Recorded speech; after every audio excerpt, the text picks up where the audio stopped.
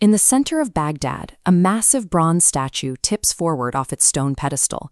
It is 2003, and after decades of absolute rule, a dictatorship has been dismantled in a matter of hours. Rewind exactly 138 years. We are standing outside a quiet brick home in rural Virginia, the McLean House. In 1865, this was the site of the formal surrender that ended the American Civil War and redefined the country's legal landscape. Two entirely different eras, two massive collapses of power, both occurred on April 9th. Intrigued, map out modern history, and April 9th behaves like a gravitational anomaly. Important dates across 3 centuries don't sit on a straight line, they get pulled into the single glowing center point. April 9th serves as a universal anchor for humanity, the day history reserves for the collapse of empires and the birth of new nations.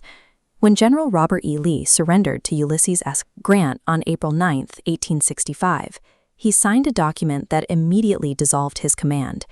This signature finalized 4 years of domestic bloodshed. Compare that to the sudden end of Saddam Hussein's rule in 2003. For 24 years, this was the absolute face of Iraqi authority. On April 9th, that regime vaporized. Curious, the transition happened out in the open. Coalition tanks rolled down suburban streets, while everyday civilians walked right past them, carrying pieces of the deposed government out of the wreckage. For autocratic regimes and divided empires alike, April 9th acts as an inescapable endpoint of absolute power. Sovereignty finalized on this date is often paid for with sacrifice. In North Africa, on April 9, 1938, the French military suppressed a massive nationalist protest in Tunisia, resulting in dozens of deaths. This crackdown, now remembered as Martyrs' Day, unified the independence movement. It solidified the leadership of figures like Habib Bourguiba, who would eventually lead Tunisia to full independence. Jump to the Pacific Theater, April 9, 1942. This photograph captures the fall of Bataan. After months of resistance, 76,000 Allied troops were forced into a surrender that led to the horrific Bataan Death March. The suffering of this defeat forged a new national resolve. This shared trauma formed the moral and psychological foundation for the post-war Philippine independence movement. We see the same pattern in the crumbling Soviet bloc. On April 9, 1989, Soviet troops attacked peaceful demonstrators in Tbilisi, Georgia. 21 people died in a struggle for self-determination. The poetic justice arrived exactly 2 years later. On April 9, 1991, Georgia officially declared its total independence from the Soviet Union. Across Africa, Asia, and Europe, April 9th dictates a harsh historical law. True national sovereignty is always purchased with immense human sacrifice. Once the battle is won, that freedom has to be protected.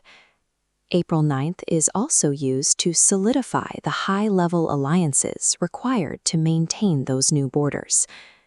On April 9, 1963, Sir Winston Churchill was uniquely granted honorary U.S. citizenship, the first time in history a living person was given this honor.